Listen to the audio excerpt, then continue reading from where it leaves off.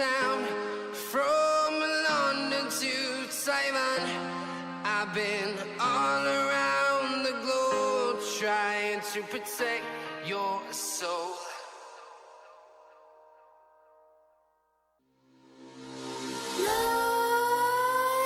Nightmares creep while you and me repeat. This bittersweet heat is suffocating. I'm waiting and always hesitating. Kryptonite desires set my heart afire. Heart on fire. Set my heart afire.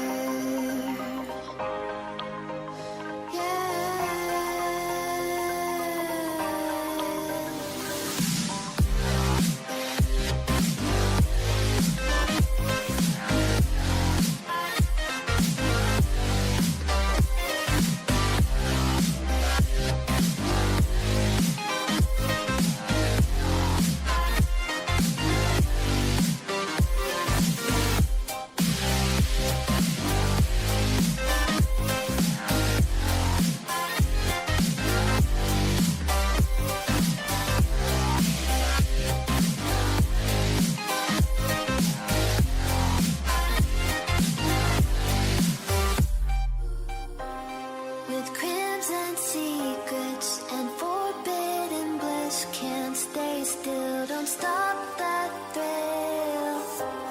My bones crave your skin, temptation within, mistake.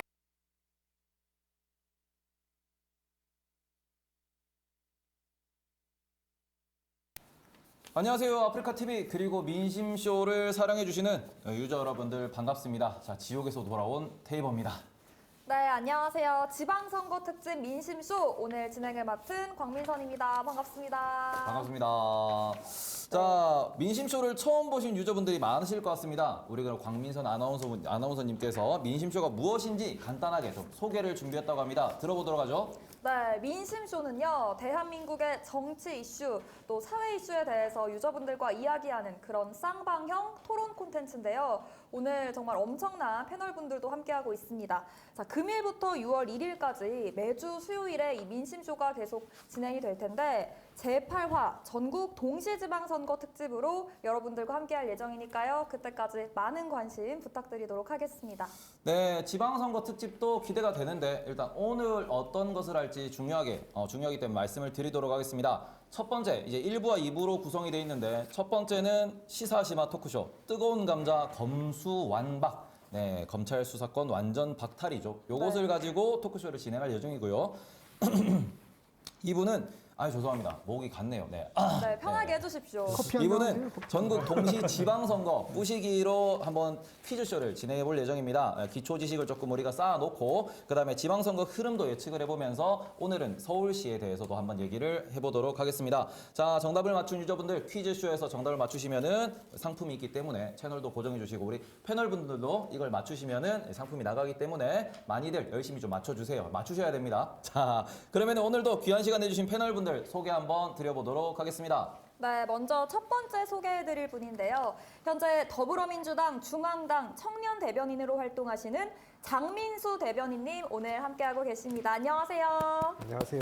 네, 우리 유저분들께 인사랑 자기소개 한번 부탁드릴게요. 대선 때 진행했었던 민심쇼에서도 함께 했었는데요. 그때는 이제 대선 캠프에서 활동했었던 직책으로 더 인사를 많이 들었었는데 지금 이제 대변인 맡고 있고요. 그리고 당에서 대학생위원회하고 청년위원회 활동을 하고 있는 장민수라고 합니다. 오늘 즐겁게 잘 해보고 싶습니다. 감사합니다. 네, 반갑습니다. 제작진분들이 또 센스가 있게 패널분들마다 의자 색깔을 약간씩 좀 변화를 주셨습니다. 네. 선거에 뭐 어떻게 관련된 얘기 소식 알려드려야 되는 거 아니에요? 아, 네.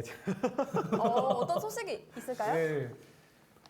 최근에 네. 이제 민주당이 광역 비례대표를 청년들을 이제 공개 오디션 형태로 이제 청년 TO를 채운다라고 발표를 했었어요. 그래서 제가 경기도에서 이제 출마를 했었고 토요일 날 선정이 되었습니다. 그러면 언제부터? 비례대표 2번으로 지금 선정이 되셨답니다. 2번 예정자입니다. 예정자? 네. 그러면 진급을 하신 거네요? 네, 뭐 그렇. 네, 그럼 언제부터 이제 다른 직책으로?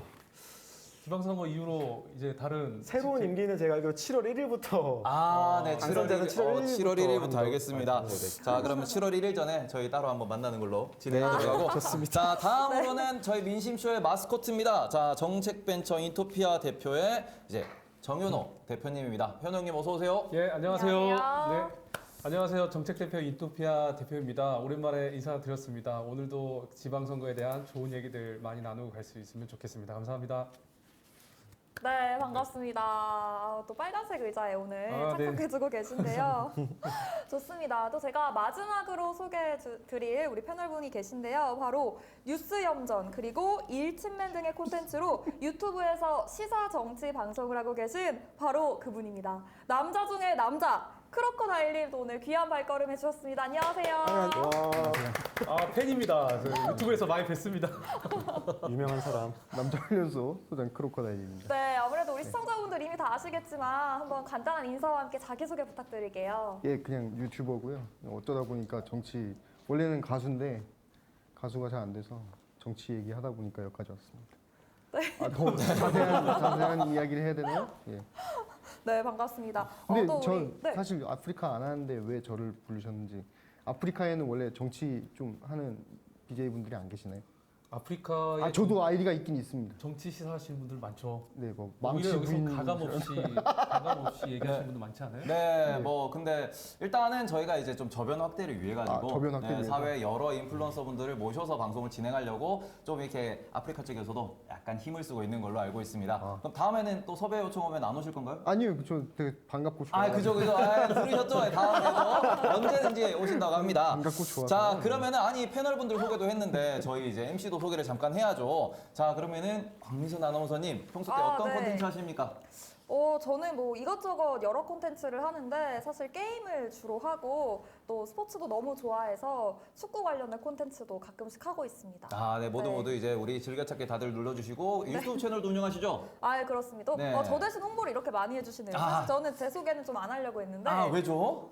약간 부끄러워서. 아, 그래서 우리 유튜브 네. 구독 다들 부탁드립니다. 아유, 자, 우리 감사합니다. 크로코다일님 채널, 그 다음에 네. 이제 광미선 아나운서님 채널, 제 채널도 구독 한 번씩 부탁드리고요. 네, 소개 한번 또 해주시고 가야죠. 저는 경제하는 아프리카에서 경제 1등 방송이기 때문에 네, 그렇습니다. 주식 궁금하고 경제 궁금하면 언제든지 오시면 되고요. 자, 그럼 본격적으로 진행해 보도록 하겠습니다. 오늘은 시사입니다. 시사시마 토크쇼 진행을 이제 시작을 하겠는데, 자, 최대한 정치색을 빼고 우리 각자의 의견을 한번 나눠보는 시간으로 이제 진행하도록 하겠습니다. 자, 오늘의 주제 이제 PT로 띄워주시죠. 자, 오늘의 주제는 와우. PT가 아니네요. 여기 나왔네요. 자, 뜨거운 감자 검수 완박입니다. 자, 아주 핫한 주제입니다. 검찰 수사권 완전 박탈의 줄임말이고요. 검찰 개혁 완성을 위해 가지고 검사의 직접 수사권을 없애고 검찰의 무소 불위 권한을 분산해 가지고 공소 기관으로 거듭나겠다라고 하는데 아주 어려운 내용이니까 이제 어려운 내용들은 오늘 패널 분들이 다들 설명을 잘 해주실 겁니다. 자, 그래서 새 정부 출범을 한 달 남겨둔 시점에서 해당 법안을 추진하고 있는데 이게 지금 방탄용 법안이다. 그리고는 이제 정관예우 봐주기식 수사를 없애는데 도움이 되기 때문에 꼭 필요한 법안이다. 뭐 이런 이야기들이 오가고 있습니다. 지금 이제 국회에서는 필리버스터도 진행 중이기 때문에 그렇습니다. 아주 핫한 이슈죠. 자, 그러면은 관련 기사 알아보고 토론을 나눠보도록 하겠습니다. 자, 기사는 저희 곽 아나운서님이 읽어주시겠습니다. 네, 기사를 통해서 이슈를 좀 간략하게 정리를 드리겠는데요. 네, 기사입니다. 윤석열 대통령 당선인 측은 26일 검수완박 중재안과 관련해서 이렇게 말했다고 합니다. 문재인 대통령이 거부권을 행사할 것이라 본다. 그리고 또 윤 당선인 측 핵심 관계자는 이렇게 형사사법 체계를 흔들어 놓는 것을 졸속으로 문 대통령 임기 말기에 해야 하는지 이게 과연 국민의 뜻인지 묻지 않을 수 없다고 의견을 좀 전달을 했고요. 한편 문 대통령은 윤 당선인이 중재안에 대한 우려를 우회적으로 표시를 하고 검찰이 갖고 있던 권한이 축소되는 것이기 때문에 그에 대한 불만도 있을 수 있고 해당 법안이 국민에게 주는 불편등을 걱정할 수도 있다고 생각한다고 부연했는데요. 추가로 이번 합의안에 따르더라도 검찰이 장점을 보였던 부패 수사, 경제 수사 부분은 직접 수사권을 보유하게 된다며 오히려 검찰이 잘하는 일, 더 중요한 일에 집중할 수 있다라고 의견을 좀 전달했다고 합니다. 네, 헤드라인 기사로 연일 다루고 있는 검수완박에 대한 이제 문 대통령과 윤석열 당선인의 입장 차이를 다룬 기사다라고 보시면 될 것 같은데요. 자, 해당 기사에 대한 유저들의 반응, 요것도 한번 살펴보도록 하겠습니다. 네, 저희가 좀 댓글들을 한번 몇 개 띄워드렸는데 첫 번째 댓글을 보겠습니다. 수사권, 기소권 당연히 분리해야죠. 민주주의 국가에서 한 국가기관이 마음만 먹으면 있는 죄도 덮고 없는 죄도 만들 수 있을 만큼 막강한 무소불위의 권력을 갖는 게 말이 됩니까? 라는 댓글이 있었고요. 또 두 번째 댓글은 검수완박 수사권 뺏는 건 의미가 없고 핵심은 기소 독점과 기소 편이다. 이걸 해결하자라는 댓글도 있었습니다. 네, 이처럼 기사를 접한 유저들이 반대되는 반응을 보이고 있고 이것에 대한 의견이 좀 분분한 상황입니다. 자, 그럼 오늘 참여해주신 패널 여러분들의 의견도 한번 들어보도록 하겠습니다. 사실 너무너무 긴장이 되는데 지금 첨예하게 대립하고 있는 만큼 우리 패널분들의 의견도 정말 분분할 거라고 생각을 하거든요. 먼저 정현호님께서 검수완박에 대한 의견을 좀 한번 표명해 주시죠. 예, 진짜 말 그대로 검경, 그러니까 완박이잖아요. 완전한 박탈 네. 시켜주는 건데 저는 반대를 하는 입장이거든요. 근데 반대요, 네. 예, 반대하는 이유가 지금 이제 논란이 되는 게 검수완박을 하게 되면 저건 방탄용이다라고 비판을 받지 않습니까? 근데 그 받는 이유가 저는 있다고 생각합니다. 가장 이제 많이 문제가 되는 게 과연 검경 수사권을 분리해서 그렇게 완전 박탈할 경우 이것이 국민에게 정말 국민을 위한 것이 될 것이냐라고 봤을 때 사실 그 지금 검사들이 수사하고 있는 6개 주제라고 하는 법안들 그 수사 내용들의 범위를 보면 부패나 뭐 또는 경제, 기업 문제들이 되겠고 그다음에 공직자, 선거, 방위산업 뭐 이런 것들이 되는데 이런 영역에 대한 수사의 것들은 사실 국민들하고 관련성이 크다고 보기는 조금 어렵습니다. 그리고 특히 선거에 나와서 이제 범죄를 행하게 됐을 때 문제가 되는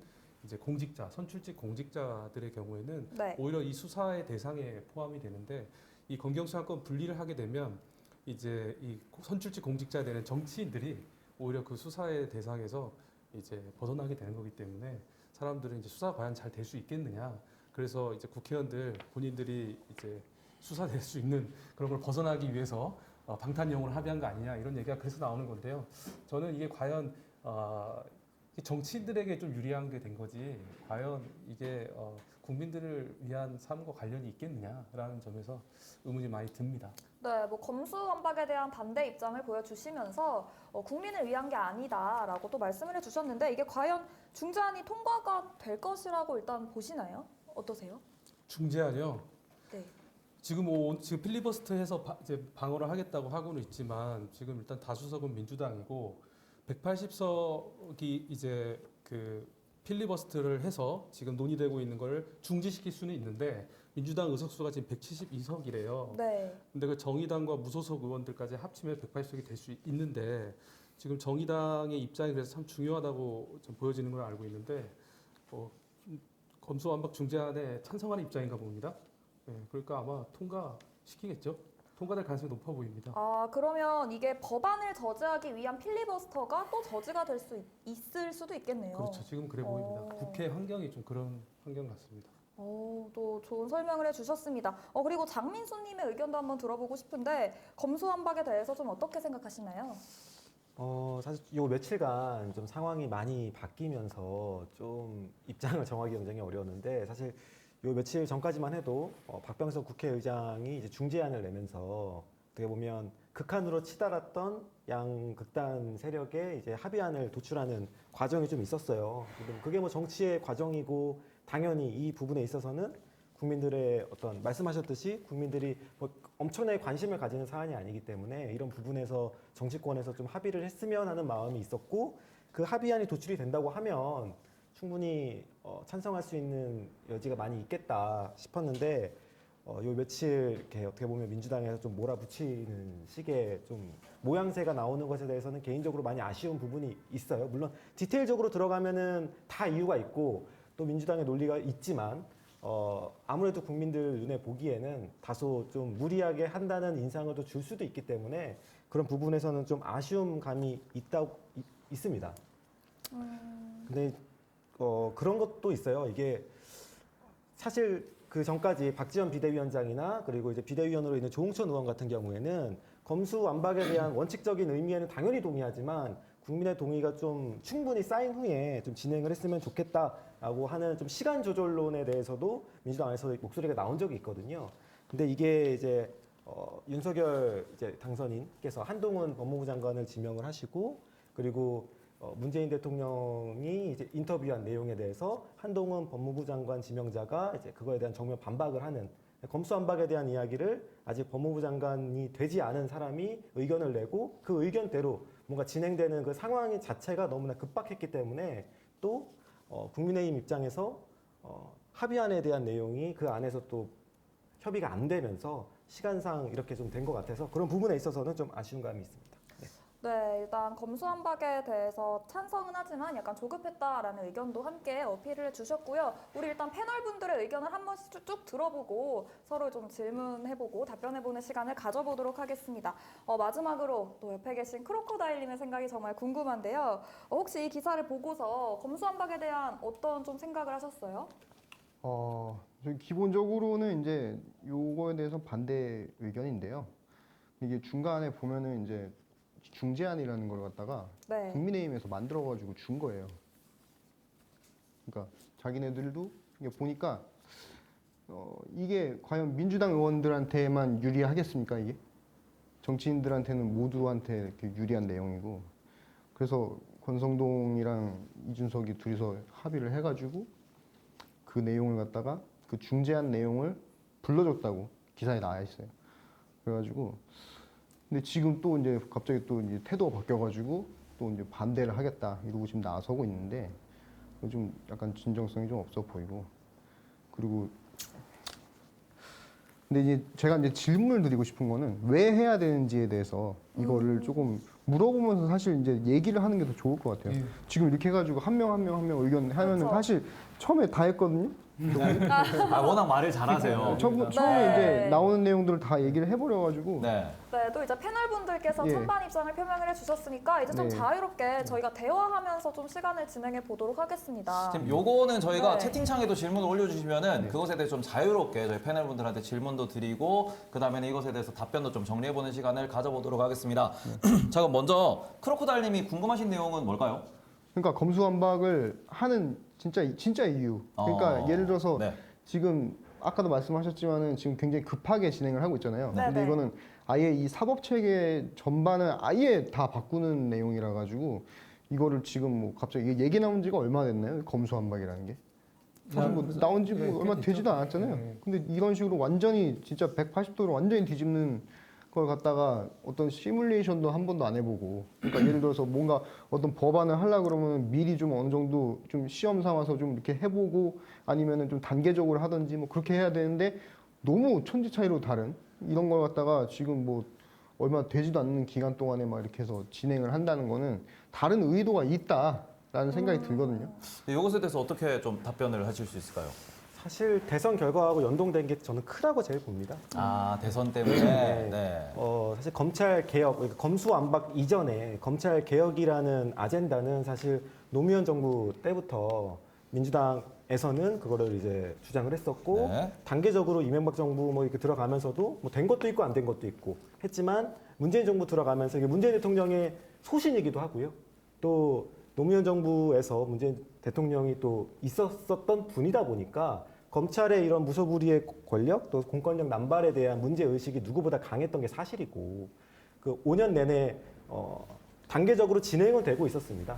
근데 이제 그거에 대한 이제 방점이 검찰 수사권에 대한 부분인데 이 부분이 윤석열이라는 이제 검찰총장 출신의 대통령이 되고 그리고 그 이후에 법무부 장관이 이제 한동훈 법무부 장관이 지명이 되고 그 이후의 상황들을 이제 바라봤었을 때 민주당 안에서는 이런 부작용이 있는 검찰의 그런 무소불위의 권력을 견제할 수 있는 수단을 이 문재인 정부 안에서 반드시 만들어야 되겠다고 하는 이제 다소 조급한 이제 마음이 이제 생긴 게 사실인 것 같고요. 아, 원래 추진하던 뭔가 정책이 있었고 그것에 대해서 본인들 공약이 있었는데 그것을 어떻게 보면 대선 결과로 인해서 좀 더 빠르게 추진하게 됐다. 네, 맞습니다. 아무래도 아무래도 문재인 대통령의 이제 공약이었던 거잖아요. 네, 이제 네. 이 검찰 수사권 네. 조정하겠다는 게.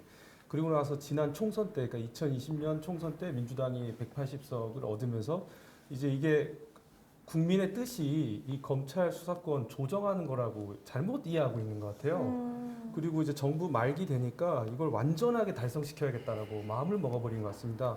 작년만 해도 이제 검찰 수사권 조정 1차를 했고 검사에게는 6개의 범죄 영역만 다루라라고 한정을 이제 해놨는데 네네. 이번 이제 중재안까지도 보면은 6가지를 전부 다 박탈하겠다 했다가 중재안은 이제 4가지만 먼저 박탈하고 경제범죄랑 그 다음에 이제 부패범죄 요것만 잠시 남겨두고 순차적으로 결국은 다 이전하겠다는 거거든요.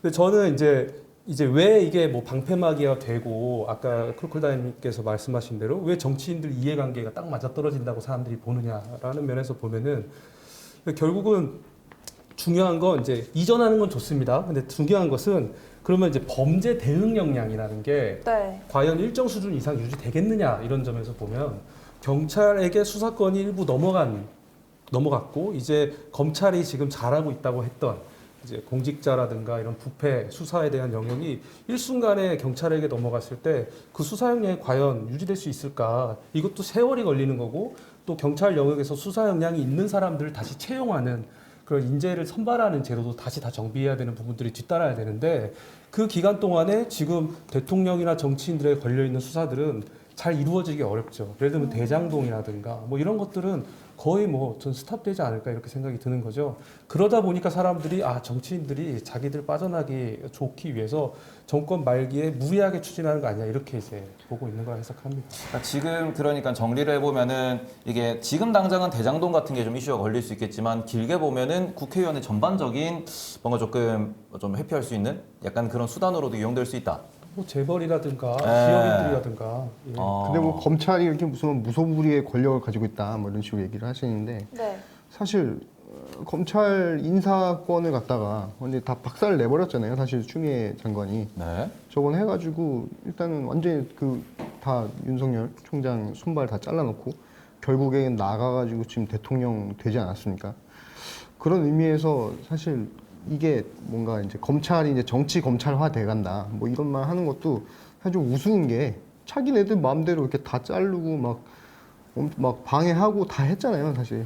근데 그렇게 해가지고 이제 검찰 완전히 이제 손발 다 잘라놓겠다라는 건데 그러면은 만약에 이제 경찰이 이제 다른 이 범죄들을 다룰 거 아니에요? 그러면 경찰은 누가 그걸 단속을 합니까? 그러니까 경찰이 그러니까 지금 얘기하는 것처럼 검찰이 이렇게 무소불위의 권력을 가지고 있고 강력했는데 네. 그러면 경찰은 그러니까 누가 더 이 정치권의 영향을 더 많이 받겠냐는 거죠. 검찰보다는 확실히 경찰이 더 정치권의 영향을 덜 받지 않습니까? 더 받지 않습니까? 그러면은 저는 갑자기 해서 번뜩 떠오르는데 네. 미국 네. 같은 경우에도 경찰도 있고 네. 검찰도 있습니다. 네. 근데 미국은 거기에 FBI도 있고요. CIS도 있고요. CSI인가요? CIA. CIA. 네, 죄송합니다. 제가 미드를 많이 봐가지고 그런 것도 있고 다양한 기관들이 외부에서 또 감찰도 하고 있고 서로를 견제를 하고 있는데 그래서 지금 FBI 같은 걸 지금 새로 만들겠다는 거 아니에요? 그냥 우리나라는 지금 얘기하는 게 그냥 국정원, 그다음에 검찰, 경찰 이렇게 좀 단순화된 상황에서 여기서 자꾸 조절하려니까 좀 문제가 발생하는 거 아닐까요? 그건 잘 모르겠어요. 근데 검찰 같은 조직이 하나 정도는 있어야 된다고 봐요. 왜냐면은 그런 식으로 사실은 검찰을 조지려고 하면은 충분히 할 수 있거든요. 그죠? 충분히 할 수 있는데 그 와중에도 이렇게 반기를 들고 그리고 진짜로 이 범죄를 가지고 있는 사람들한테 가가지고 칼을 들이댈 수가 있단 말이에요. 체스 게임에서 이렇게 폰이 가가지고 왕을 잡는 것처럼 진짜 일개 검사 하나가 이 수사권을 이제 또라이 검사 하나가 파고 들어가지고 막 해서 이렇게 왕의 목을 칠 수도 있는 드라마 같은 내용이네요. 그죠? 그런 구조가 하나 정도는 있어야 네. 그런 대통령의 어떤 사실 우리나라 같은 경우는 대통령 권한이 굉장히 막대한 나라 중에 하나잖아요. 그래서 검찰 정도면은 사실 괜찮지 않냐라는 생각을 해요. 저는 어떻게 생각하세요? 네. 저는 저 같은 경우에는 사실 저는 현재 검찰의 어떤 실력 가지고 말하고 싶진 않고요.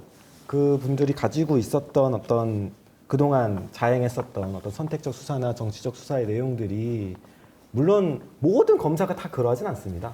진짜 아까 말씀하신 대로 권력에 맞서서 선의로 수사를 해가지고 정의에 맞게 하시는 분들도 물론 많이 계시지만 일부 정치 검사들의 이런 행태들이 도저히 이거를 막을 권한 어떤 수단이 전무한 상황이기 때문에 좀 문제점들이 많이 발생했다고 보고. 잠시만요. 예. 그러면 정치 검사의 대표적인 예가 누가 있을까요? 그런 걸 했던 실명을 언급해야 돼요. 아까 그런 거를 했던 어떤 대표적인 정치 검사. 정치 검사라는 게 정권에 맞서서 싸우는 사람을 정치 검사라고 하는 거예요? 아니면은 뭐 정권의 말을 듣고 그냥 반대편을 죽이는 검사를 꼭 얘기하는 건가요? 저는 정당을 의미하진 않다고 봅니다. 꼭 집권 여당하고 이렇게 짬짬이가 되는 사람을 정치 검찰이라고 보고 싶지는 않고요. 그게 뭐 정치권이 될 수도 있고 어떤 뭐 경제계가 될 수도 있고 어느 이제 힘이 있는 기득권과의 결합이 된다고 하면 그게 또 위험하다고 볼 수 근데 있다고 저는 생각합니다. 여기서 조금 이렇게 좀 그러니까 전반적으로 한번 좀 의문을 제기하고 싶은 게 네. 저는 솔직히 우리나라의 선후배 문화, 라인 문화 가 이런 것을 출발점이라고 생각을 하거든요. 그래요? 네, 이게 왜냐하면은 뭐 몇 기다, 어디 출신이다, 우리가 뭐 변호사를 하더라도 검사를 하더라도 그게 아니면 또 다른 데를 가더라도 같은 학교 나왔다 동문이다라는 걸 베이스로 일단 깔고 들어가는 케이스가 너무 많기 때문에 그런 것들이 어떻게 보면은 결국 쌓여가지고 지금 뭐 검찰이 문제가 되니, 그다음에 뭐 정치권이 문제가 되니, 뭐 재벌들이 문제가 되니 이런 것들이 자꾸 나오고 있어가지고 인맥, 어떻게 보면 학연, 지연, 혈연이라고 하는. 근데 이제 검찰 개혁이라고 하는 것도 사실 윤석열은 처음에 문재인 대통령이 임명한 그죠. 검찰총장이었잖아요. 네. 그래가지고 자기도 나름대로 그 검찰 개혁안을 갖다가 내고 그랬어요. 네. 문재인 대통령한테. 네. 그래가지고 처음에는 보조를 잘 맞춰 가다가 네. 이제 성역 없는 수사해라 네. 해가지고 이게 딱 하니까 이제 그 성역 없는 수사에서 갑자기 성역이 나한테 그러니까 님도 좀 하셨네요. 그리고 이제 딱 하니까 그때부터 이제 검찰 개혁이 아니고 이제 조국 지키기가 돼서 지금 여기까지 흘러온 거라고 보는데, 그러면 사실상 지금 정치 검사가 문제라고 얘기를 하는 거는 그냥 속내는 저는 그냥 윤석열 라인 검사들이 문제다라는 얘기로 들리거든요. 근데 거기에 뭐가 문제가 있냐는 거예요, 사실. 그렇다고 해가지고 한동훈이나 뭐 윤석열이나 뭐 여러 가지 그 라인의 검사들이 그 전에 민주당을 공격하던 검사들이냐? 아니잖아요. 박근혜 수사하고 네? 우병우 뭐 이런 사람들 다 이렇게 해가지고 척척척 쳐 나갔던 그 검사들인데 그러면 그 그런- 검사들이 무슨 정치 검사라는 거예요? 그럼 그런 관점에서 지금 대선이 끝나자마자 네. 갑자기 검수완박이 나온 게 네. 어떻게 보면은 약간 보복성 아니면은 약간은 이제 그러니까 방어막을 치는 거죠. 그러니까 예를 들어서 그게 이제 만약에 진짜로 가야 되는 길이다라고 하면은 그러면은 우리가 합의를 해가지고 점차적으로 합시다 이렇게 가면 되잖아요. 근데 거기에 대해서 지금 문재인 대통령한테 손석희가 뭐 그 대담인가 뭔가 네, 프로그램 네, 해가지고 거기서 3차례나 질문했는데 문재인 대통령이 거기에 대해서 3번이나 대답을 거부했잖아요. 대답하지 그런가요? 않겠습니다. 노코멘트 하겠습니다 이러고 네. 3번을 물어봤어요. 그러니까 손석희 아나운서도 그게 저쪽 사람인데 아유 이쪽 저쪽이 어디 네, 있겠습니까? 근데 저 친한 형님 동생한 사이일 건데 거기다 대고 3번이나 물어보는데도 대답을 안 하는 거 보니까 그러면 이제 이 시청자 입장으로 봤을 때는 이게 뭐 이게 누가 봐도 이거는 좀 급하구나. 급하고 저는 사실 뭐 상관없어요. 검수완박을 하든 말든 뭐 크게 상관없습니다. 이게 왜냐면은 검수완박을 하면 안 되는 이유 중에 하나가 사실은 그때 이제 뭐라고 해야 돼, 보안 수사권을 없애는 조항이 있었어요. 그러니까 예를 들어서 경찰에서 이렇게 조사를 해와가지고 갖고 오면은 이걸 가지고 기소만 할 수 있게 바뀐 거예요. 무슨 말이냐면은 경찰이 조사를 해왔어. 그러면은 검찰이 딱 봤는데 이거 좀 엉망으로 해왔는데 수사를 다시 해오세요. 이렇게 해가지고 다시 돌려보낼 수가 있었거든요. 근데 이거를 갖다가 없앤 거예요. 그러면은 그러면은 경찰이 올린 거를 네, 그대로? 그냥 그건 받아가지고 이제 기소를 하는 거예요. 그러니까 그렇게 되는 시스템이 되면은 사실상 6대 범죄 같은 경우는 아까도 말씀하셨지만은 일반 국민들이랑은 아무 상관도 없어요, 거의. 근데 이 보안 수사권이 없어지게 되면은 피해를 보는 거는 일반 국민들이다. 그래서 이제 보안 수사권이 아마 중재안에 들어갔을 거예요.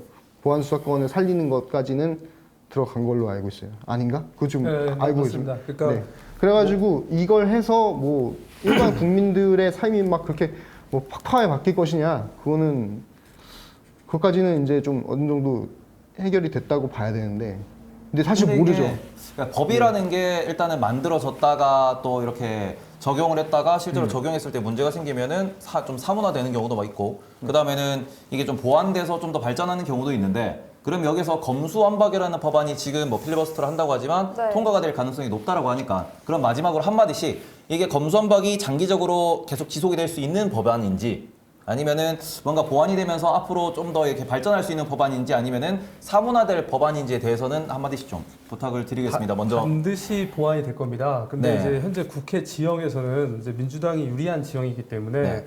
이제 민주당이 유리한 쪽으로 법안이 정리가 되겠죠. 아, 근데 네. 대신 이제 국민의힘이 이제 좀 숫자가 적으니까 방어는 좀 못하잖아요. 그러면 제 생각에 지금 어떤 얘기가 나오냐면 지방선거 때 시기에 맞춰서 국민투표를 붙이자 이런 얘기를 해요. 아, 네, 지금 정부에서 뭐 막지를 못하니까 네. 그러면 국민투표에 이제 붙이게 되면 대한민국의 첫 국민투표 사례가 되는 거죠. 그러니까 예를 들면 영국이 브렉시트를 국민투표에 네, 네. 붙인다거나 네. 스위스가 기본소득을 붙였던 것처럼 우리나라에서도 처음으로 검경수사권 조정에 대한 것은 그럼 국민들께 맡겨보자라게 되는 건데 저는 그런 안들이 지방선거 때까지 얘기가 나올 거고 지방선거 때 만약 지금 이제 선관위에서는 이제 해석을 해야 될 부분이 많습니다. 이걸 투표에 붙여야 할 사안이냐. 왜냐하면 대통령이 결정하기 어려운 사안만 국민투표에 붙이게 돼 있는데 이제 현재 법에서는 뭐 외교정책이나 국방이나 뭐 이런 쪽이지 지금 이제 검경수사권 조정이 과연 그런 사안이냐에 대한 법적 해석 영역이 남아 있어서 국민투표에 못 붙일 수도 있다는 얘기도 나오고 있어요. 근데 다만 정치권에서는 어떻게 해서든 붙이자. 뭐 이런 얘기는 나오고 있고 만약에 어떻게 해석되느냐에 따라 지방선거 국민투표를 못 붙인다면 그러면 이제 다음 또 총선 때 들어가서 국회 지형이 바뀌면 또 그때 법안에서 추진하겠죠. 근데 저는 이게 참 그러니까 아까 얘기가 너무 일찍 조기 끝나는데 왜 검경 수사권을 해야 되느냐라는 질문 정말 드려보고 싶었고 그리고 그걸 해야 된다라는 인식의 출발이 뭔지 이런 게 참 얘기가 되지 않고 가면 너무 어려운 문제라고 보고요. 하여튼 뭐 얘기는 하고 싶은 게 되게 많은데 어쨌든 왜 그러냐면 이 민주당에서 주장하는 것들이 검경 수사권 분리가 세계적 추세다 이렇게 얘기하는데 그렇지 않습니다. OECD 국가의 한 27개 국가는 검찰에게 수사권 인정을 해주는 걸 인정하고 있어요. 그리고 규정에도 들어가 있고 오히려 경찰과 검찰이 상호 병렬적 책임을 지고 수사를 하는 방향으로도 가기도 하죠. 그러니까 검사가 견제를 못 받고 있으니까 검사의 권한을 뺏겠다는 건데 그러면 경찰에게 모든 권한을 주면 또 경찰은 누가 견제하고 이런 문제는 여전히 있는 건데 이런 거에 대한 얘기는 하지 않고 무조건 이렇게 분리만 하는데 완벽하게 하는 것이 검찰개혁의 완성이다라고 이제 믿고 있으니까 저는 하여튼 도무지 이해가 되질 않고 그런 관점에서는 이게 법이 만들어지고 통과가 된다고 하더라도 조금 정리가 좀 되고 네. 좀 변화가 있을 것이다. 반드시 있을 겁니다. 반드시 있을 네. 것이다. 그리고 라고 가기 얘기를 어려울 해주셨고요. 거라고. 다음으로는 우리 장민수 네. 저희 위원님. 말씀- 위원님 맞죠? 네. 네. 아니요. 대변인이 대변인님. 네. 네, 정말 검수완박에 대한 네. 그런 본질적인 이유나 이런 것들 좀 자세하게 설명을 그러니까 해주시면 본질적으로 좋을 것 출발 같아요. 선상부터가 많이 달라요. 그리고 이제 민주당에서 가지고 있는 문제 의식이 아무래도 이제 검찰을 통한 과거에부터 검찰이 이렇게 권력의 어떤 입맛대로 했었던 것들을 넘어서 아무래도 노무현 대통령의 서거 이후에 그런 검찰에 대한 견제가 확실히 있어야 된다는 문제 의식들이 좀 강하게 있는 것 또한 사실입니다. 저는 개인적으로 그 당시 시기에 정치에 이렇게 깊게 생각을 해왔던 또 세대는 아니어서 그때의 마음을 제가 다 이해는 하지 못할 테지만 민주당 안에서는 그런 어떤 분위기가 있는 건 사실이고요. 그리고 그 부분에 대해서도 어느 정도 공감을 할 수 있는 부분도 있다고 생각을 해요. 그래서 이제 그 부분을 이제 당의 당론이라든가 아니면 대선 공약이라든가 특히 문재인 대통령 2017년 대선 때는 대표적인 공약으로서 제시가 되었었고 그 부분에 있어서 국민들에게 설명을 드렸던 부분이 있고요. 그리고 공수처 설치라든가 이런 부분에 있어서도 다소 좀 삐걱거리면서 나아간 점은 있지만 그래도 국민께 말씀드린 약속 안에서 진행이 돼 왔다라고 저는 생각을 해요. 근데 아무래도 양 당의 입장이 굉장히 상이하기 때문에 그런 부분에 있어서는 정치적 환경이 변함에 따라서 각자가 생각하고 있는 검찰에 대한 어떤 정의나 그리고 수사권에 대한 이 소신이 반영이 되다 보니까 아마 충분히 바뀔 수 있는 여지가 좀 크다고 생각을 합니다. 특히 윤석열 대통령이 이제 취임한 후에는 이거에 대한 조정을 시도할 거라고 봐요. 그럼 그때 또 말씀하신 방법으로 뭐 국민투표를 붙이는 방법이 있을 거고 또 그때 이후에 또 여러 가지 여론의 상황을 살펴서 국민들이 진짜 원하는 것이 수사권을 이렇게 하는 것이 아니라 다른 형태의 것들을 했으면 좋겠다는 여론이 강하면 아무리 민주당이 다음 총선 전까지 170석을 가지고 있다고는 하지만 국민들의 여론을 다 이렇게 무시하면서 갈 수는 없다고 생각을 합니다. 지금 검경수사권 네. 반대 여론이 50% 넘지 않습니까? 찬성 30한 5% 정도 되고 반대가 50%가 넘는데 그러면 네. 하면 안 된다는 얘기네요. 찬성이 높은 여론조사도 있습니다. 네. 대체로 반대가 높게 나오고. 네, 그러니까 여론조사 여기서는 여론조사를 이제 보지 않겠다. 이런 걸로 말고 네, 우리는 네, 조금 네. 더 건설적으로 싸우셨으면 네. 좋겠어요. 예, 그래서 자, 그럼 예를 한번 들어서- 정리를 좀 해볼게요. 정리를 하면은 네, 네. 저도 얘기를 하고 정리해 주시면 안 될까요? 여기 먼저 여기 아, 정리를 하고 여기 정리를 보면은 하고. 네. 일단 출발이 예전에 고 노무현 대통령 그때부터 어느 정도 좀 기류가 있었다라는 것과 그러면서 약간 이제 대선 전부터 뭔가 이제 공약으로 내걸었었다. 검찰에 대한 이야기가 계속 있어 왔었고 그것이 지금 어떻게 보면은 이제 문재인 대통령 임기 말에 이제 법안으로서 올라오게 된 것이다. 좀 오래된 것이다라는 오래된 흐름이다라고 얘기를 해주셨고요. 그리고는 아마 조정이 있을 수도 있다. 이거는 어떻게 보면 국민들의 여론에 따라 가지고 조정을 해야 할 수도 있다라는 얘기를 좀 해주셨어요. 그럼 마지막으로 자 우리 이제 공격적으로 좀 네. 말씀을 해주실 수 있죠? 네, 크로콘 제가요? 아이님께서 마무리를 네. 좀 해주시죠. 뭐 예를 들어 지금 방금 전에도 또 뭐 말씀하시기를 뭐 공수처 얘기를 또 하시는데 공수처는 뭐 지금 민주당 주장에 의하면 이제 뭐 공수처가 이제 검찰을 좀 갖다가 감시하고 뭐 이런 역할이라고 지금 얘기를 하는데 사실 공수처가 만들어진 이유는요 사법부를 이제 감찰하기 위해서입니다. 아 사법부. 예, 왜냐하면은 그 공수처의 그 수사 대상이 7,000명 정도 되는데 고위 공직자잖아요. 그 중에 3,000명이 판사입니다. 아 그래서 판사, 검사. 문재인 정권이 하려고 했던 거는 검찰 개혁, 문재인 정권의 검찰 개혁이라는 거는 이제 검찰은 사실 추미애 장관이 들어가가지고 그렇게 다 분쇄를 하면서 자기네들 마음대로 할 수 있다는 걸 이미 보여줬잖아요. 검찰은 검찰 개혁 없이도 충분히 자기네들이 손아귀에 넣을 수 있는 조직이었고 그 다음에 사법부까지 장악을 하려고 하는 게 아마 플랜이었다고 생각이 들어요. 그래서 이걸 다 이렇게 해서 가려고 했던 게 아니냐 이런 생각을 하고 있고 뭐 검찰 개혁에 대해서 자꾸 이렇게 얘기를 하는데 사실 검찰 개혁이랑 민생이랑은 아무 상관도 없습니다. 그렇죠. 거의 아무 상관도 없습니다. 이게 왜 그렇게 제1의 효시가 돼가지고 그렇게까지 이제 무리하게 진행을 해서 결국에는 윤석열 대통령이 나왔잖아요. 그러니까 이건 자기네들의 어떤 그런 전략 미스, 판단 미스인데 그걸 이제 끝까지 이렇게 또 밀고 가려고 하는 이유를 잘 모르겠습니다. 뭐 결국에는 이제 뭐 이재명 지키기 요게 아닌가라는 생각이 드는데. 그러면 그러니까 마지막으로는 그래서 지금 검수완박이 결국에는 아마 필리버스터도 지금 아까 저희가 뉴스 확인했었는데 권성동 의원이 필리버스터를 끝내고 내려갔다라고 하고 그럼 네. 결과적으로 이제 좀 이제 민주당과 정의당의 합의가 있으면은 필리버스터가 그만둬질 텐데 그렇게 되면은 법안이 통과된다라고 했을 때 그 이후에는 법안이 또 재조정 같은 거를 거친다라고 보시나요? 아니면 사문화 될 것이라고 보시나요? 그건 뭐 잘 모르겠어요.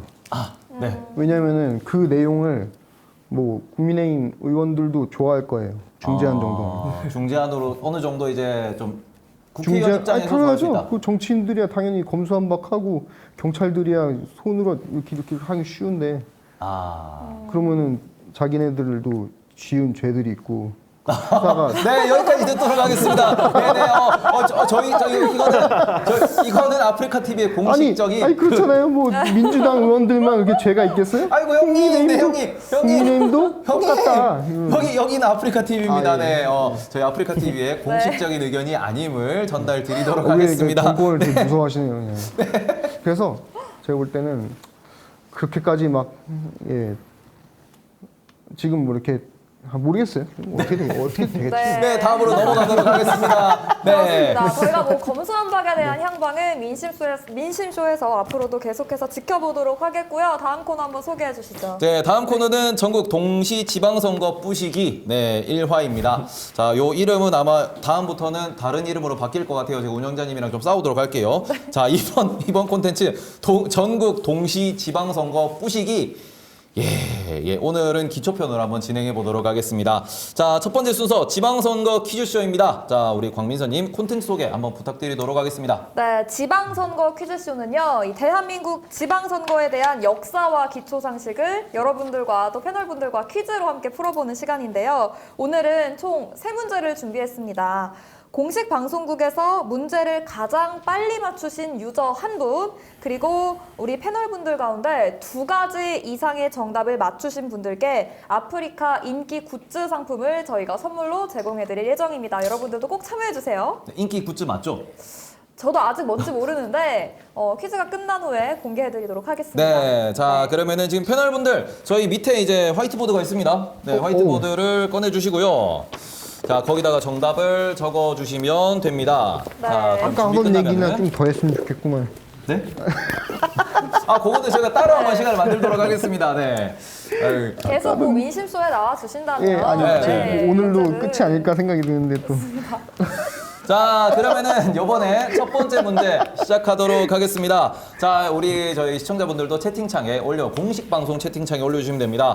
자, 첫 번째 문제입니다. 한국에서의 최초 지방선거는 땡땡땡땡 연도에 실시하였다. 자, 정답을 맞춰주시면 되고요. 저희도요? 네.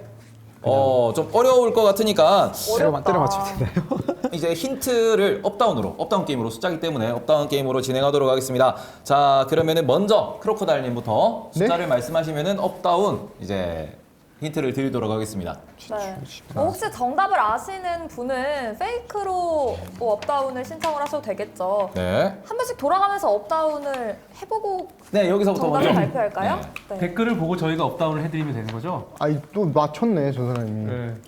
네, 정답을 맞췄다고요? 알고 계시는- 틀릴 수도 있어요. 아, 그래요? 예, 모릅니다. 저희가 아니, 업다운을 저거를- 해드리는 게 아니라 우리도 답을 적어서 네, 답을 적어주셔야 됩니다. 뭐- 이게 모르시면- 퀴즈가 저쪽에서는 지금 네이버 검색을 키우고 있기 때문에 아, 저게 정답일 수 있다. 1988 아, 년이요. 그러네요. 운영자님, 이게 컨텐츠가 너무. 네.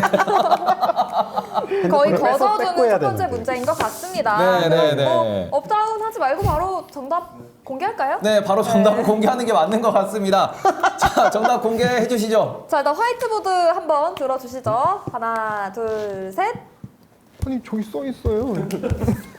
저기 써 있어요. 세 네, 분이 맞았다. 공통적으로 네. 1952, 1952년이라고 저거를 보여주면 안 돼. 적어주셨는데요. 저 채팅창 우리한테 보여주면. 네, 방송 사고입니다. 다음부터는 더 우리가 네. 짜임새 있게 방송을 준비하도록 하겠습니다. 네, 정답은 1952년 맞습니다. 한국에서는 1950년에 재헌헌법에서 위임한 법률에 따라서 최초의 지방선거를 실시하려고 했지만 6.25 전쟁 때문에 미뤄졌다고 하는데요. 이에 따라서 1952년 4월 25일에 시읍면의회, 5월 10일에 도의회 의원선거를 실시했다고 하네요. 벌써 지방선거의 역사가 70년이나 됐다고 했는데 오래됐네요. 오래됐죠. 그 네. 중간에 잠시 멈췄다가 다시 재개됐거든요. 아, 그것도 재개된 게 얼마 안 됐는데 차라리 그걸 문제 내서 맞아요. 차라리 그게 더 네. 아, 그 이런 볼까요? 한번 거를 낼까요? 갑자기? 그러니까 이런 거를 이제 정치하시는 분들 다 알고 계시는 건가요? 저 정확한 되게 연도는 사실 어렵다고 기억 생각을 했는데. 누가 이제 오. 지방자치를 확대했고 어떤 네. 정치인이 그러니까 당시 대통령 이승만 대통령 때 이제 지방자치가 네, 네, 네. 나왔다가 다시 또 박정희 대통령 때 또 지방자치가 멈췄다가 그러니까 정치사에서는 이게 어떻게 보면 아주 기초적인 문제였다. 아 그렇죠. 그리고 또 다시 김영삼 정부 때 아, 지방자치가 그러니까 이게 우리 주식하는 재개됐는데 사람들한테는 대한민국에서 제일 오래된 기업이 두산이다. 뭐 이런 거를 이제 뭐 맞추는 거랑 똑같은 그런 논리. 그렇죠. 뭐 아. 이렇게 인물 기준으로 시기 때 네네네. 대략 언제 누가 지방자치 저희 운영자님이 다시 한번 또 뭐 뭐 고개 숙여서 사과를 드리네요. 아 근데 이게- 그렇게 쉬운 문제는 아니죠. 아무리 네. 정치하시는 분들이라도 맞아요, 맞아요. 연도를 헷갈릴 수 있습니다. 그러니까 본인이 에이스다. 오. 아니 아 이런 게 몰아가는 게 아, 네, 알겠습니다. 자, 그럼 두 번째 문제 가도록 하겠습니다. 네. 자, 1차 시읍 면의회 의원 선거의 득표율입니다. 자, 다시 한번 말씀드리겠습니다. 1차 시읍 면의회 의원 선거의 득표율이 몇 프로 이상이었는지 자, 맞춰주시면 되고요. 힌트를 드리겠습니다. 1번 50% 이상이었다. 2번 60% 이상이었다. 3번 70% 이상, 4번 80% 이상, 5번 90% 이상이었다라는 건데요. 몇 퍼센트 이상이었을지 한번 네, 다들 자, 저희가 1회이기 때문에 맞추실까 봐. 1회였기 때문에 좀 아무래도 첫 번째 선거면은 많은 분들이 참여를 했을 것 같은데 아 그래요? 네, 1번이 50%고요. 그다음에 5번이 90%, 각 10%씩 올라간다라고 보시면 됩니다. 자, 그러면은 3초 뒤에 정답을 공개하도록 하겠습니다. 네, 자, 우리 채팅창에서 유저분들도 정답을 적어주시면 가장 먼저 정답을 맞추신 분들께 저희가 다시 보기를 통해서 확인을 하고 선물을 또 보내드리도록 하겠습니다. 자, 운영자님 혹시 공식 방송국에 정답 올라왔나요? 아, 올라왔어요? 자, 그러면은 저희도 정답 공개하도록 하겠습니다. 자, 화이트보드를 보여주세요. 하나, 둘, 셋. 오. 자, 90%가 두 분이고 이제 80%가 4번, 한 분입니다. 자, 정답을 제가 공개하도록 하겠습니다. 정답은 5번 90%입니다. 아, 이거를 많이 맞추면 뭐 상품 같은 거라도 주나요? 네, 상품을 아, 드립니다. 진짜요? 아, 진짜. 네. 자, 부연 설명을 드리자면요. 1차 1952년에 치러진 시읍면의회 의원 선거는 유권자 753만 6,304명 가운데 683만 6,734명이나 참가해서 90.7%라는 높은 투표율을 보였다고 하는데요. 깜짝 놀랐습니다. 90%니까 아무래도 좀 첫 번째 선거기 때문에 우리도 이제 어떻게 보면은 이제 일제 강점기를 벗어나고 그다음에 새로운 정치를 만든다, 새로운 정부를 만든다라고 하면서 많은 분들이 참여를 하지 않았을까라고 생각이 좀 드네요. 아, 좋습니다. 그것보다는 이렇게 해서 이렇게 하는 게 많잖아요. 아니, 네. 아니 여기는 이렇게 해서 이렇게 여기는 해서 아프리카 TV의 한꺼번에 공식 방송입니다. 네. 아 그런 생각 안 해봤어요? 뭐라고? 네네네네. 어떻게 그게 90%가 나올 수가 있죠? 그러게요. 네. 말이 안 아니, 되잖아요. 그래도 저기 52년도에 대통령 선거도 투표율도 되게 높았고요. 네. 그때 90%부터 쭉쭉쭉 떨어지죠. 근데 저기 위로 올라가면은 저기 우리 38선 넘어가면은 99.9%가 나오는 동네도 있기 때문에 아니 러시아 140%까지 나와요. 그런가요? 자, 네, 그러면은 저희가 투표율 이제 140%. 패널분들은 세 문제 가운데 두 문제 이상을 맞추셔야만 선물을 드리는데 지금 이제 두 분은 이제 현호님이랑 크로커다일님은 한 문제를 더 맞추시면 선물을 받아가시는데 우리 장민수님은 날리셨잖아요 기회를. 마지막 문제를 맞추면 되는 거죠. 패자부활전이세요? 보너스 문제를 일단 보너스도 있어요? 네, 한 번 잠깐 드리고 넘어가 보도록 하겠습니다. 진짜요? 문제 뭐 한 10개 있는 거 아니에요? 아, 3개가 다예요? 네, 세 개가 아, 단데 잠깐 2.5번 문제를 좀 내볼게요. 오, 예. 네. 같은 연도에 진행된 도의회 선거는요. 7개의 도에서 306명의 도의원이 선출됐는데 서울특별시와 경기도, 강원도는 제외가 됐다고 합니다. 혹시 그 이유를 아시는 분이 있을까요? 이 이유를 맞추시면 선착순 어렵다. 한 명으로 제가 정답 카운팅을 어렵다. 해드리도록 하겠습니다. 어디요? 서울이랑. 서울하고 서울과 경기도와 강원도는 제외가 됐습니다. 6.25 전쟁 이후로 완전히 수복되지 않았기 때문에 아하. 정답입니다. 네. 자, 우리가 아까 전에 말씀드렸던 근데 인천은 왜 빠져있죠? 약간 주초찌개 농간인 것 같은데. 정답지를 갖고 있는 거 아닌가요? 아니 근데 저 형이 에이스예요, 에이스. 아니다. 제일 많이 출연하신 분이기 때문에 운영자님이랑 이미 전화 통화로 이 정답을 받으셨을 수도 있어요. 이게. 화가 막 근데 치고 오는데. 지금 보시면은 서울특별시 그리고 경기도, 강원도입니다. 아무래도 38선에 가까운 그런 쪽이 조금은 수복이 좀 덜 되면서 저희가 좀 관계 좀 제외됐다라고 보실 수 있는데 인천은 근데 왜 포함된지 아시나요? 그때는 인천이 따로 뭐 이렇게 구역이 행정구역이 나눠지지 않았나요? 그런 생각 안 했던 것 같은데. 근데 인천도 피해가 많았을 텐데 인천도 빠져 있거든요. 인천이요? 인천 지역은 네, 인천이- 선거를 하지 네. 않았어요? 그러니까 했는데 네. 서울이랑 경기는 못했는데 인천에 했다라고 하니까. 인천은 삼육작전 이후로 잘 아, 그쵸. 상륙작전으로. 아, 네, 알겠습니다. 허리니까. 상륙작전 했으면 거기 다 초토화가 되지 않았을까요?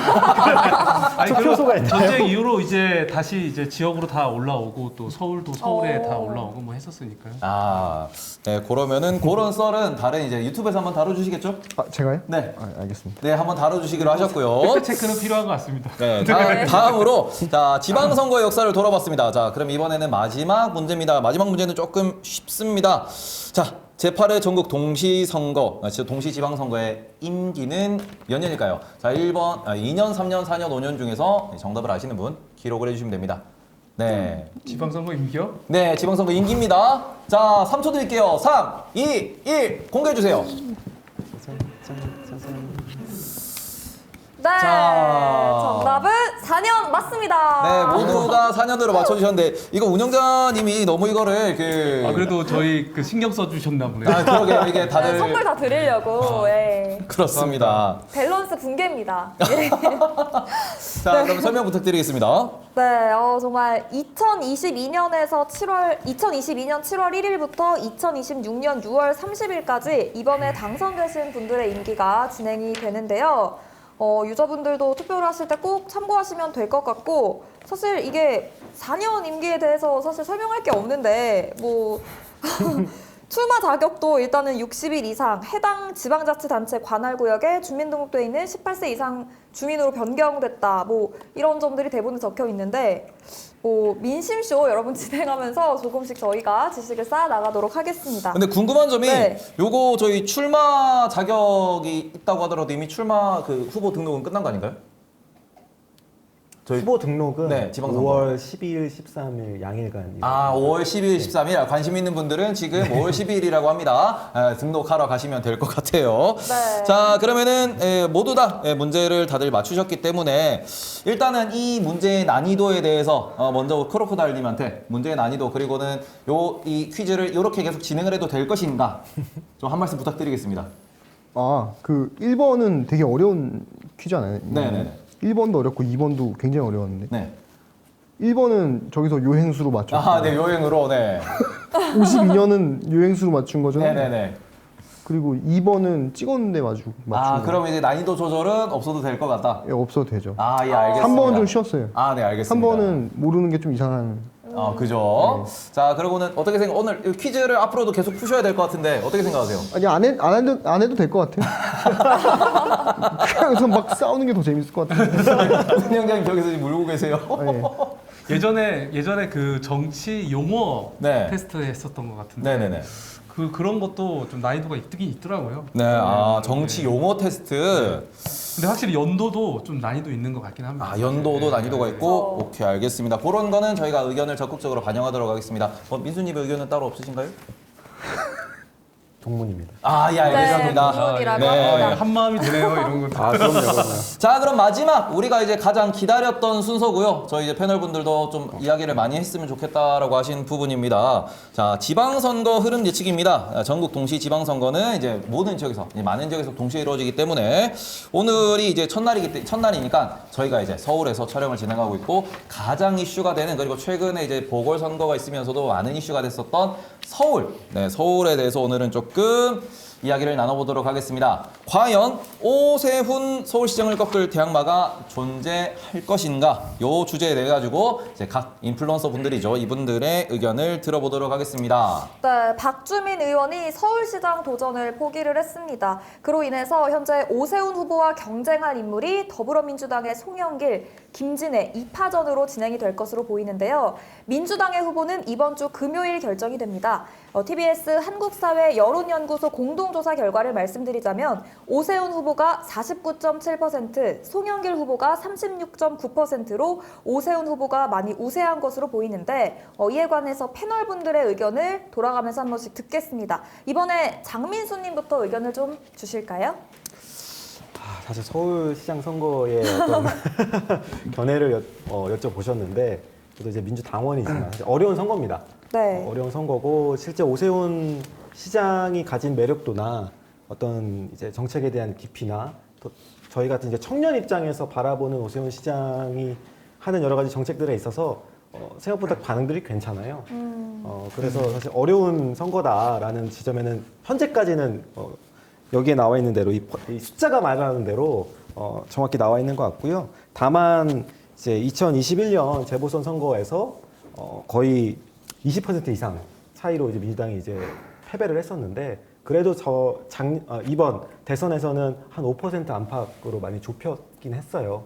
근데 그때는 이제 이재명이라는 후보가 윤석열이라는 후보와 맞붙었었던 선거고 이번에는 이제 오세훈이라는 어떻게 보면 차기 주자일 수도 있는 분하고 붙는 거기 때문에 그 카드로 좀 송영길 전 대표가 사실 굉장히 유력하게 거론이 되고 있고 그런 부분에서 서울시민 유권자 입장에서 과연 송영길이라는 사람이 서울시장으로서 이게 설득력이 있을까? 저는 좀 의문이 있습니다.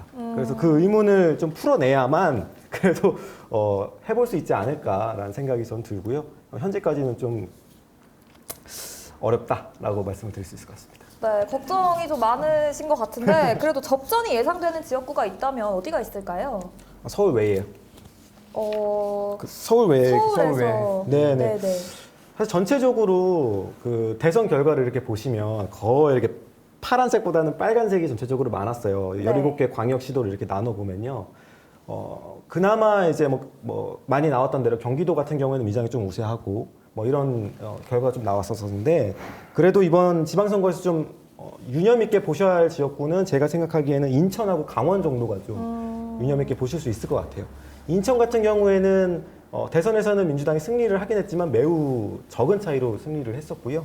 그리고 이번에 보면 이제 박남춘 현 인천시장하고 이제 유정복 전 인천시장이 또 리턴 매치로 붙는 지역이기도 합니다. 근데 여기서 이제 캐스팅 보트가 되는 게 이제 정의당인데요. 네. 정의당 후보가 출마를 해요.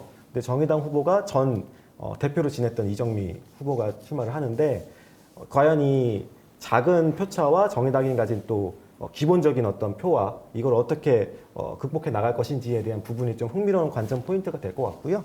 그리고 강원도 같은 경우에는 이광재 의원이 이제 민주당 후보로 나서게 되는데 네, 강원도민들이 생각하는 이광재에 대한 평가는 사실 저희 같은 그냥 강원도 외의 분들하고는 좀 평가가 많이 다르다고 알고 있습니다.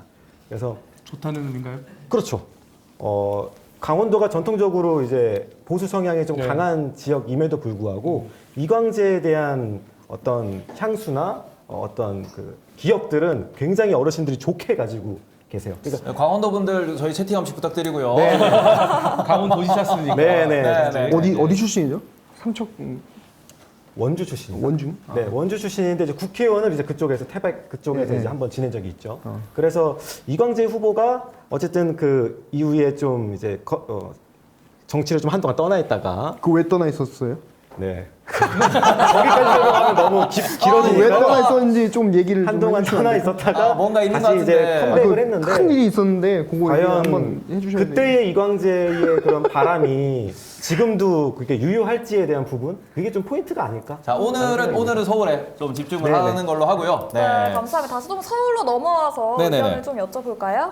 자, 네. 그러면은 서울에 대해서 이번에는 제가 크로코달님한테 질문을 좀 드리고 싶은데 네. 일단은 지금 저희 설문조사 결과로는 오세훈 서울시장, 현 서울시장이 좀 유리한 상황이고 많이 유리하다. 그다음에는 민주당이 어떻게 보면은 뭐 송영길 전 대표 아니면은 조금 뭔가 제야의 인사를 뭐 끌어오겠다느냐 하면서 좀 잡음이 많이 있던 상황이었습니다. 그런 잡음의 베이스는 민주당이 아무래도 서울시장 자리에서 좀 많이 큰 차이로 밀렸고 그리고 그 전에 있던 뭔가 박원순 전 시장 시절에 여러 가지 뭔가 부동산 문제를 많이 좀 거론을 하는 분들이 계십니다. 부동산 때문에 민주당이 좀 많이 밀렸다라는 얘기도 하시는데 그러면은 이번에 오세훈 서울시장이 선거에 나섰을 때 얼마나 좀 이렇게 이점이 있는지 그리고는 서울 부동산 문제도 조금 가능하면 좀 부탁드려도 될까요? 아니 근데 뭐 부동산 때문에 지금 저번 서울시장 선거를 졌다라는 거는 LH를 얘기하는 거겠죠?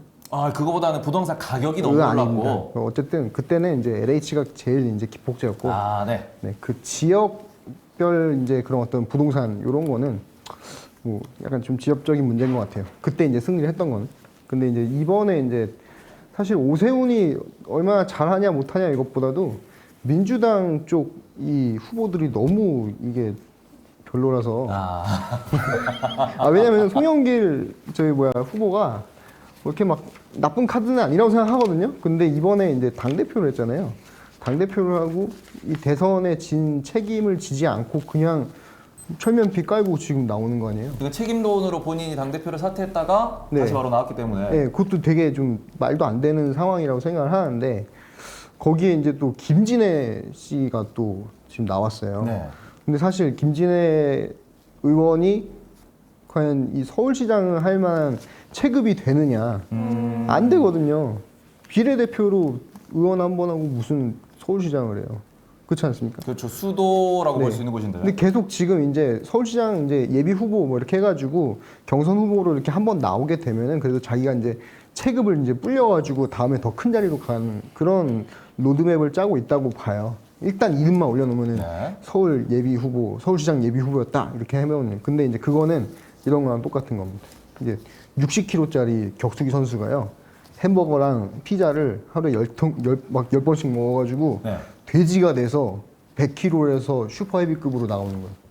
아무 의미가 없잖아요, 그건. 그러니까 체급만 올렸다. 예, 몸무게만 늘리는 네. 이상한 짓을 하고 있다. 근데 여기에 또 박주민이 있어요. 근데 박주민 의원은 지금 법사위에서 즉 검수완박 때문에 지금 하루 종일 거기 있거든요. 네. 24시간 대기를 해야 되는 상황이에요. 근데 거기서 이런 어떤 스케줄 같은 것들을 전혀 봐주지 않고 지금 뭐 토론회라든지 뭐 이런 거 막 행사가 있잖아요. 경선을 위한 그런 행사들이 있는데 여기서 다 배제가 되고 지금 다 컷이 되고 있어요. 이제 박주민의 사정을 하나도 안 봐줘요. 그러니까 이제 박주민 의원이 지금 여기서 아 나는 도저히 이 스케줄을 다 해낼 수가 없다 해가지고 지금 사퇴를 한 거거든요. 그런 상황인데 사실은 없죠. 지금 서울시장 나올 사람이 누가 있어요? 한 명이 더 있는데 누군지 아십니까? 누구예요? 박영선. 아. 원래는 나오려고 했어요. 네네. 근데 사실은 민주당이 정상이라면은 박영선한테 한 번 더 줬어야 돼. 왜냐하면은 저번에는 지는 선거였어요. 저번 서울시장 선거는 지는 선거였는데 박영선이 자기가 이제 진골 그 민주당이 아니니까 그냥 가가지고 몸빵하러 나간 거거든요, 사실상. 왜냐면 LH 터지고 뭐 하고 막 박원순 시장 그렇게 해가지고 가고 막 이래서 완전히 민심이 바닥을 떡락을 했는데 거기서 이제 패전 처리로 나간 거 아니에요. 리턴 매치로서 뭔가 스토리를 만들었어야 된다. 그렇죠. 근데 지금 박영선이 나갔으면 그래도 조금 더 유리했을 거예요. 근데 민주당에서 그렇게 안 해줬죠. 안 줬죠. 공천 안 주고 야 경선해라 이렇게 하면은 박영선 의원 입장에서는 그걸 왜 나갑니까? 열받아. 아 리셋을 해야 되니까. 아니 본인이. 자기한테 그냥 줘야지. 아 그죠 그죠. 그리고 제일 유리한 후보라고 생각하거든요. 왜냐면은 지금 그렇죠. 여성표가 지금 민주당에 확 몰렸어요. 아 지난 대선 때. 네, 예. 지난 대선 때 여성표가 특히 20대, 30대 여성표가 완전히 지금 민주당으로 다시 다 돌아갔고 네.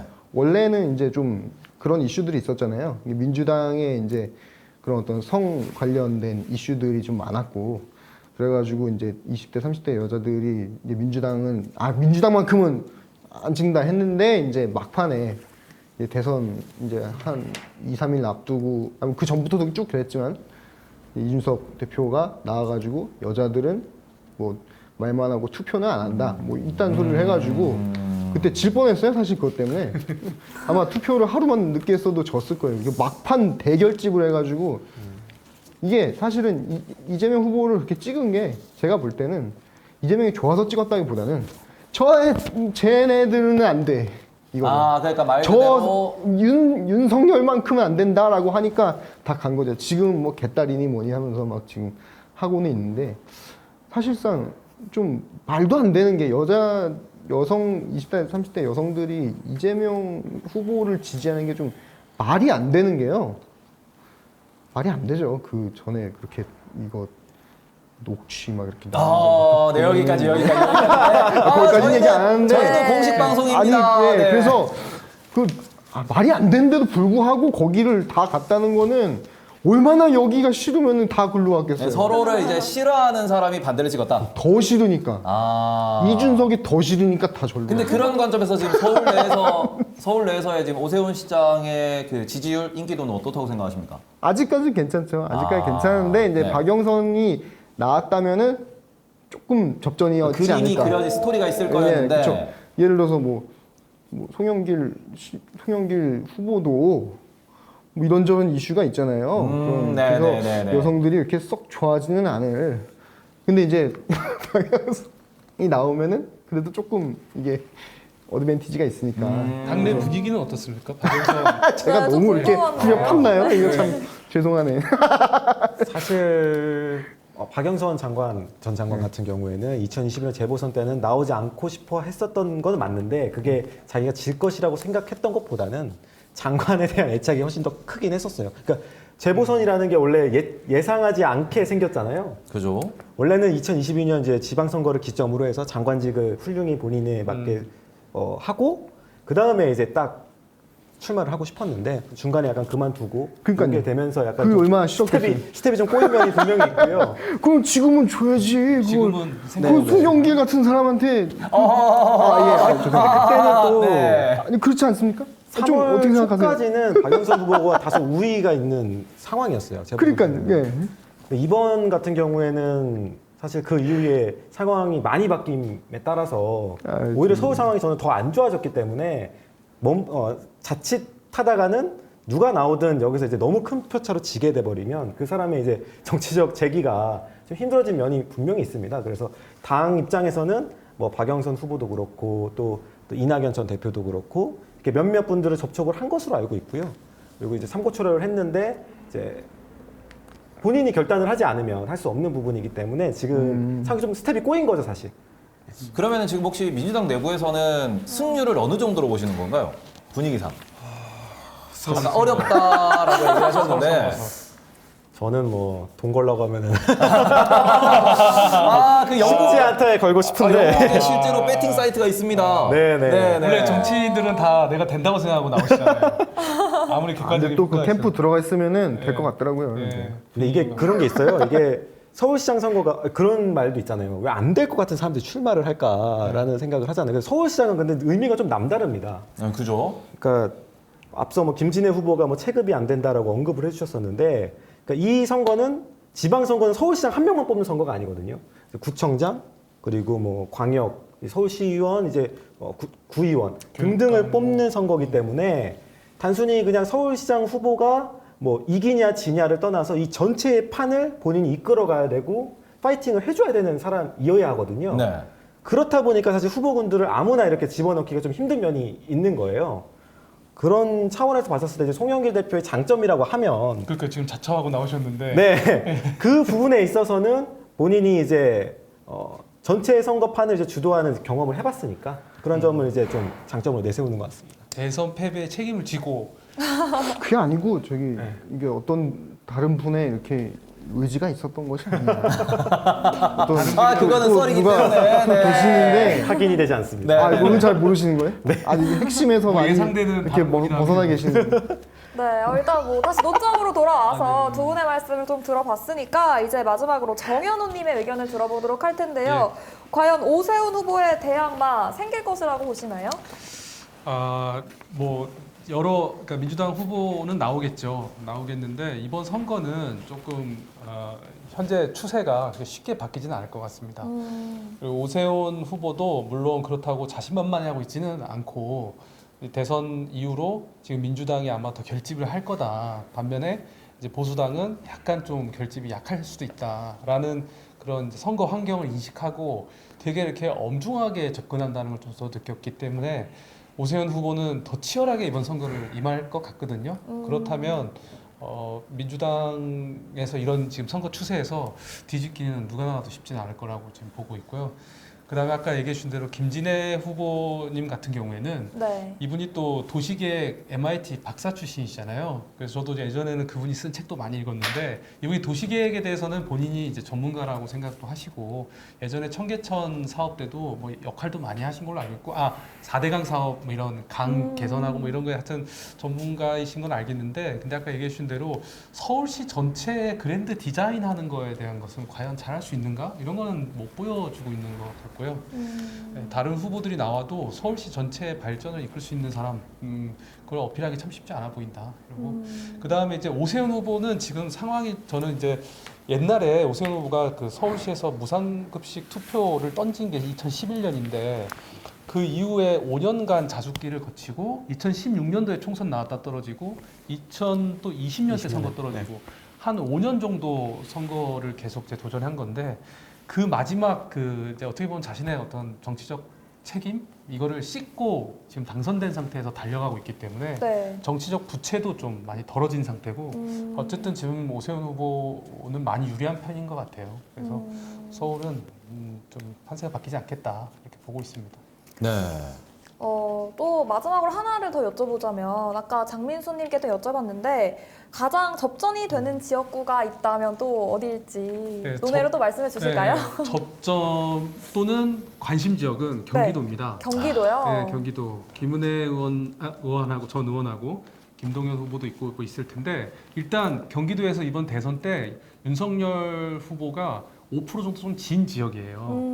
근데 지금 어쨌든 대통령 선거는 이겼고 경기도 지역이 보수당에게 지금 투표를 많이 받는 지역은 아닌데 이번 선거 때 어떻게 투표 민심이 바뀔지 이게 좀 관심이 많이 가고 그리고 이제 과연 이재명의 명심이냐 아니면 뭐 이런 얘기가 나오거든요 지금. 네. 이재명 후보의 영향이 아직도 좀 있는 것 같아요. 성남시를 비롯해서 경기도 일대 영향이 꽤 있고 서울시장도 이제 아직도 서울시까지 서울시장 후보도까지 영향을 끼친다. 명심이 확인되지 않은. 진짜 말씀대로 예, 그렇지 않냐? 명심이 생각보다 지금- 지배적으로 영향을 끼치더라고요. 어허, 아직 네. 민주당은 아직 예 맞습니다. 예, 아직 이렇게 이렇게 하고 있어요. 이재명 왜냐하면 전 대선 후보의 영향력이 작아지기가 쉽지 않습니다. 그리고 이게 지지 않았어요, 네. 사실. 왜냐하면 선거는 진 게 다 아니에요, 지금. 엮어서 가기 0.7% 때문에 진 거라서. 예, 틀린 말씀 아니고 그다음에 이재명 후보가 다음 대선을 포기하지 않은 상태잖아요. 그죠? 그렇기 그렇죠. 때문에 정치적 행보를 할 거고 또 지지세 확산 내부 안에 확산을 위해 노력을 할 거고 종합적으로 움직일 거기 때문에 제2의 이제 대선의 어떤 모습을 보여주는 지역이 경기도가 될 것이다. 그래서 경기도를 좀 재밌게 관전해 볼 필요가 있다 이렇게 봅니다. 네, 이렇게 세 분의 말씀을 들으니까 저희 이제 좀 민심쇼도 할 게 굉장히 많아지는 것 같습니다. 좀 뭐 잡아야 될 주제도 많은 것 같고 일단 저희가 마지막 코너로 지방선거 흐름 예측을 좀 가져가 봤는데 뭐 서울시장에 대한 이야기 더 덧붙이실 말씀 세 분 있으실까요? 서울시장이? 서울시장은 근데 사실 별로 얘기할 게 없어요. 아, 대학만은 그만큼 네. 어렵다. 미비하다. 좀 보세요, 표정이 안 좋잖아요. 아니 오늘 처음으로 돈도 돈 안 얘기하면 건다고 지금 돈도 안 건다고 하시고 전 재산을 전세산 거시. 돈도 네, 이쪽에 온다 그러고. 뭐 저희가 여기서 코너를 마무리하고 마지막으로 오늘도 함께해 주신 세 분의 소감 한 번씩 좀 들어보도록 하겠습니다. 먼저 크로커다일님의 방송 소감이 또 궁금한데요. 아, 한마디 정말요? 해주실까요? 네, 저희가 나오니까 좀 더 재밌죠. 재밌어요. 유튜브로만 보다가 이렇게 네. 실제로 뵙게 되니까 재밌죠? 네. 여러분, 다음 주에도 뵙겠습니다. 저는 너무 재밌어요. 근데 이게 다음 주에도? 네네네. 네, 저 안 불러주실 거예요? 아니요, 저한테는 아무 권한이 없습니다. 네. 네, 편하신 대로 말씀 다 해주시죠. 너무 재밌었습니다. 너무 재밌었고 좀 더 많은 시청자들이 봤으면 좋겠네요. 이걸 어떻게 방법이 없을까요? 그거는 유튜브에서 또 홍보를 많이 해주시면. 예, 제가 다음 네네. 주부터 광고를 많이 하도록 하겠습니다. 아, 네, 알겠습니다. 자, 그러면은 이제 이번엔 민수님부터. 네, 뭐 하다 보니까 이렇게 시간이 항상 금방 가는데 그러니까요. 사실 대선 때는 뭐 대선 때도 사실 첨예한 이슈를 다루긴 했습니다만 그때는 이제 뭐 정의당 패널도 있으셨고 국민의당 패널도 있으셨었는데 지금은 이제 아무래도 이제 대선 이후에 또 지방선거 국면으로 들어가기 직전에 잠깐 이렇게 양당이 또 맞붙는 이 시기에도 민심쇼를 하다 보니까 또 그러한 또 분위기에 맞춰서 또 치열하게 했었던 것 같습니다. 그래서 다음 주에도 또 저도 여기에 있을지 모르겠지만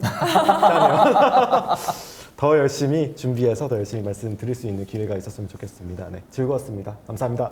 오늘 너무 감사했습니다. 자, 이제 정현우님도 한마디 해주시죠. 예, 역시 검수완박. 이게 사실 이제 하루가 지나도록 얘기해도 될 얘기일 정도의 주제인데 오늘 많이 못 달았지만은 앞으로 이제 이 이슈는 쉽게 끝날 이슈가 아닌 것 같아서 지방선거 내내 이 이슈가 다시 좀 올라올 것 같거든요. 왜냐하면 선거 전국에도 검수완박 이슈가 영향을 끼칠 수도 있다. 다들 이렇게 생각하기 때문에 나중에 다음 기회가 되면 또 그 얘기를 많이 했으면 좋겠고요.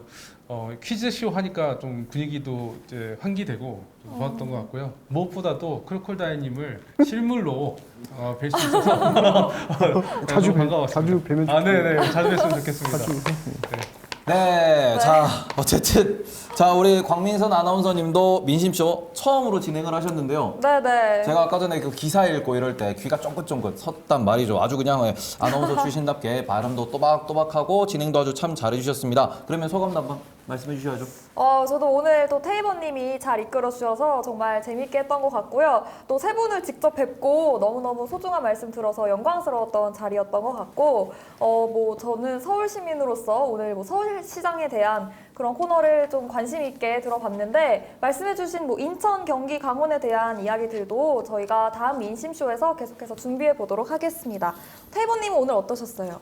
저는 아까 제가 처음에 이제 시작하자마자 지옥에서 돌아왔다라고 말씀을 드렸는데, 제가 민심쇼를 진행을 하다가 중간에 살짝 이제 다른 쪽으로 넘어갔다가 다시 제가 찾아왔습니다. 지옥에서 돌아온 만큼 더 알차고 더 재미있게 좀 더 능숙하게 앞으로도 진행하는 모습 보여드리도록 하겠습니다. 네. 자, 그러면은 이제 민심에 대해서는 저희가 차차 알아가면서 저희가 이번에는 6월 1일 또 이제 전국 동시 지방선거까지 민심쇼가 달릴 것이기 때문에 앞으로도 많은 시청 부탁드리고요. 유튜브에서 꼭 홍보 부탁드리도록 예. 하겠습니다. 네, 저희 매주 수요일 오후 8시입니다. 여러분 꼭 기억해 주세요. 네, 그래서 저희가 이제 마지막 마무리로 이제 운영자님이 이런 걸 또 시키십니다. 제가 민심이라고 외치면은 다들 쇼 이래 주시면 될 것 같아요. 정치권에서 네. 늘 하는 아이고, 방식이에요. 아이고, 자, 하나, 둘, 셋, 민심 쇼. 네, 여러분 안녕. 다음 주에 만나요. 다음에 뵙겠습니다.